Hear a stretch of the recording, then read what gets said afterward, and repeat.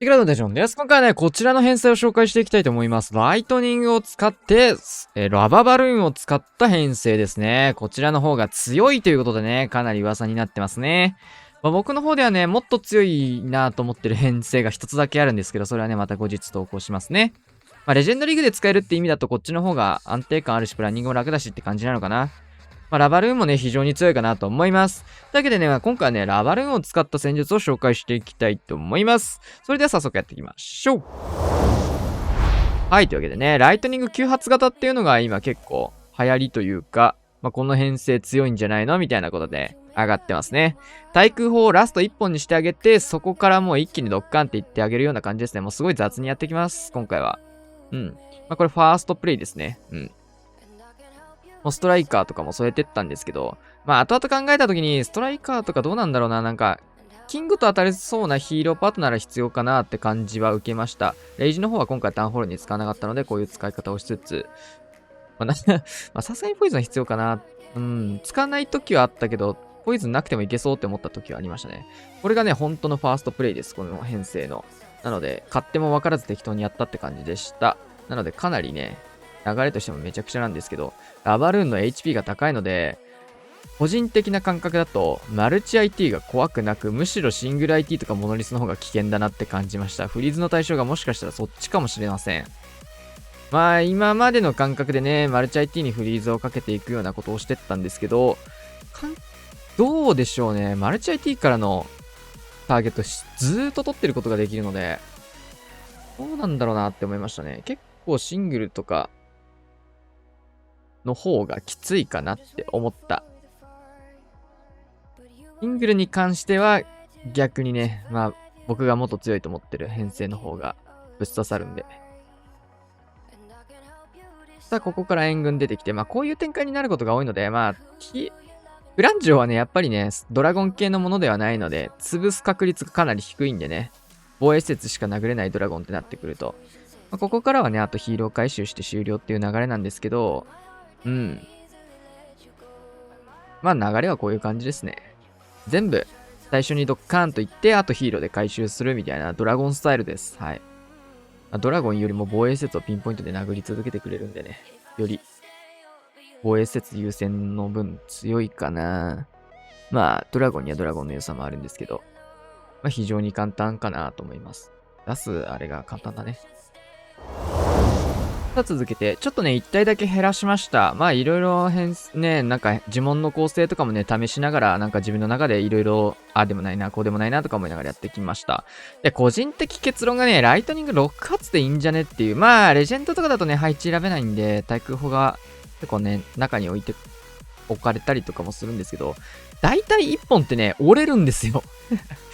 通に、このラバルで対空砲簡単に折れるんですよ。だから、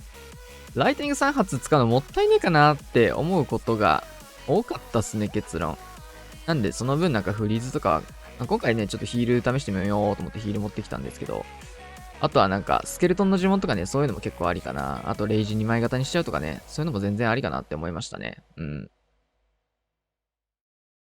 あと、ヒール持ってきたこと忘れて、今更ね、使い道を思い出した感じです。マルチ IT に対して非常に強い、プラスここでヒールでのケアもできるっていうところでね、マジで強いね。出てくるパピーの数は少ないんですけど、こういうところもフリーズかけてあげつつ、モノリスが今回はパピーのターゲットを取ってくれてるのでっていうところ、あとはヒーローを適当にガン流しして終了です。バカ強いね。雑にやっていいしね、今回しかもクランジョを潰してくれたからね。パピーが生き残ってくれたことで、クランジョを潰すことができました。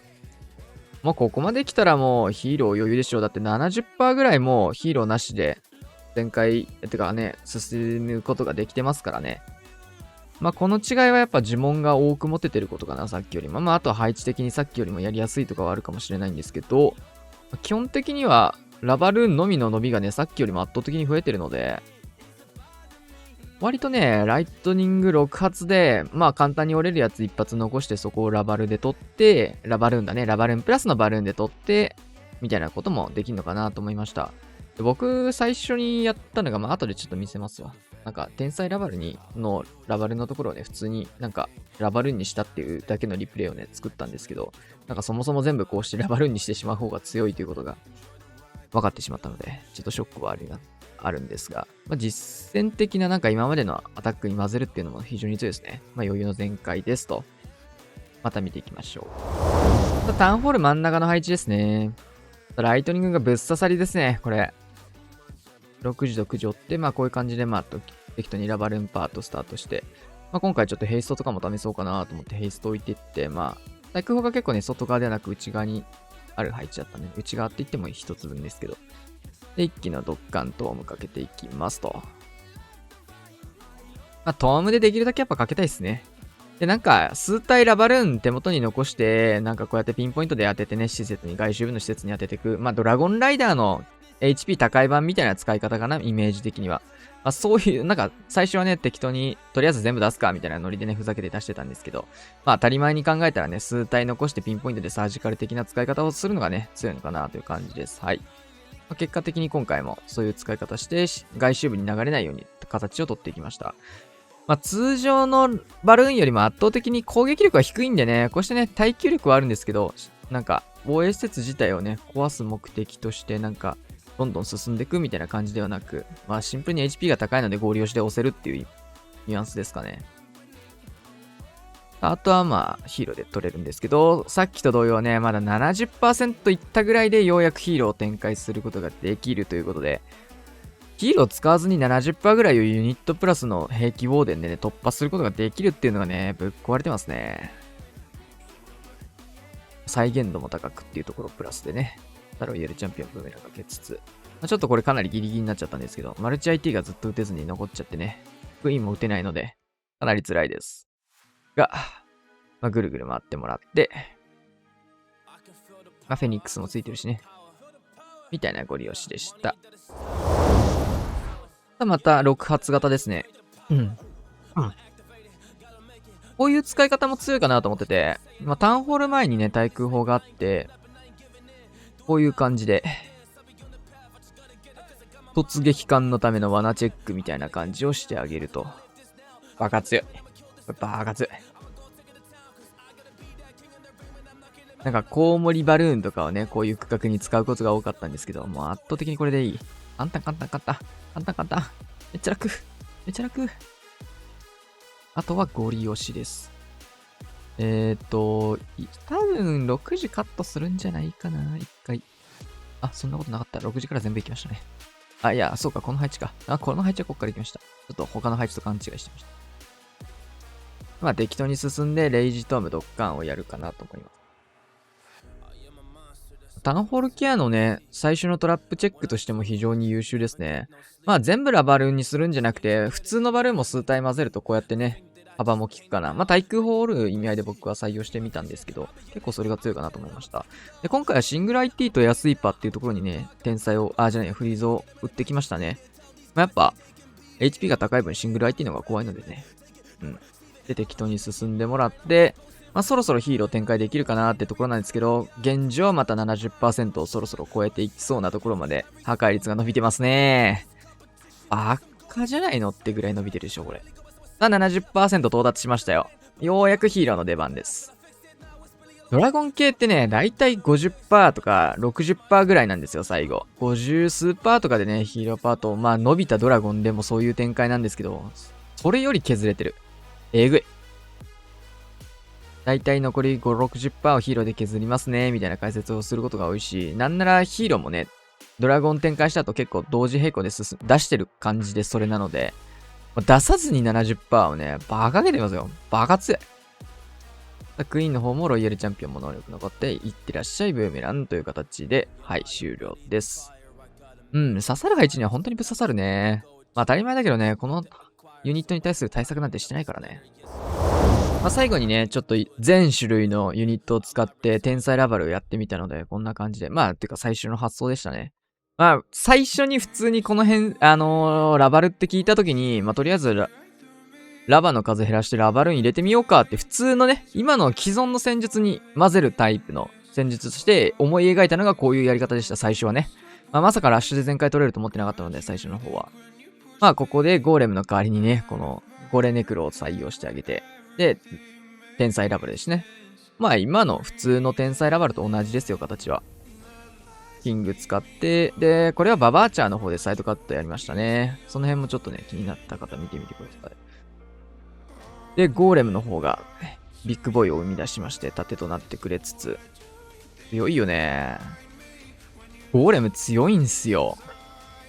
で、援軍と当たって、まあ、エレクトロタイタン採用してるので放置でよくて、で、ここから、まあ、じゃあ、まあ、この辺も完全にスーパーじゃないや、天才ラバルと同じような形ですね。で、ホグ使ってみたんだけどね、結構ね、リクスケルトンと遠いんで、範囲ダメージが入りづらい。見てこれ。遅いね、しかも。ホグ自体がリクスケ殴るわけじゃないんでね。オーラダメージで倒すので、なかなか処理ができない。うん、難しい。で、まあ、当初の普通のなんか想定してたような使い方、なんか運営が想定してそうな使い方として、ラバの盾として、罠確認みたいな意味合いも兼ねてこういう、まずは、ラバルを通して、裏からラバル。まあ、こういう使い方が強いのかなと思ってたんですよ、もともとは。うん。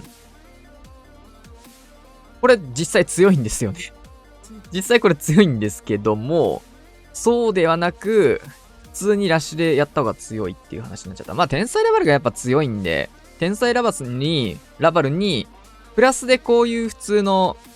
強いラバルーンの使い方をしてあげる。ラバよりもだって3時の裏ラバルなんて絶対こっちの方が強いもんね。枠数も軽いし、対空砲にダメージを与えられてケアができる。もうメリットしかない、こんなん。まあ、普通の戦術に混ぜてこういう使い方も強いですよって感じです。はい。というわけでね、まあ今回はラバルーン特集ということでやっていきました。まあ天才との相性が良さそうですかね。まあ対空砲をターゲットするっていう目的があるので、まあ対空砲をライトニングでカットしてあげるっていうのはまあシンプルにこのユニットを伸ばす上ではいいのかなと思います。またね、ちょっと別のユニットだってリプレイ上げますので、また気になる方はハロウィンの方の動画チェックして、これからね、またクランリーグの動画だとかね、また通常の動画も上げていきますので、その辺も楽しみに待っていただければなと思います。というわけで今回こんな感じで終わりたいと思います。チャンネル登録、高評価お願いします。またお会いしましょう。さよなら。